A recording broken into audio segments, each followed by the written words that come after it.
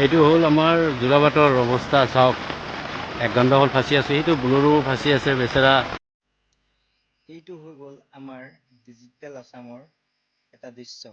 যোৰাবাটৰ যোনটো ৰাস্তা সেইটো দেখি পিনে লাগিছে যে সেইটো নেশ্যনেল হাইৱে নহয়, গোৱা বীচে হয়। বানপানীৰ নামত হোৱা হাজাৰ হাজাৰ কোটি টকা বাজেট এইবছৰো পেণ্ডিঙতে গ'ল। ইয়াত জনতাই জনতাক বচাই আছে আৰু আমাৰ চৰকাৰৰ মানুহে ড্ৰোনত ভিডিঅ' প্ৰস্তুত কৰা ব্যস্ত হৈ আছে। মন্ত্ৰী এম এল এ তেওঁলোক এচি ৰুমত সোমাই পিনে ইনষ্টাগ্ৰামত ৰীল স্ক্ৰল কৰি আছে।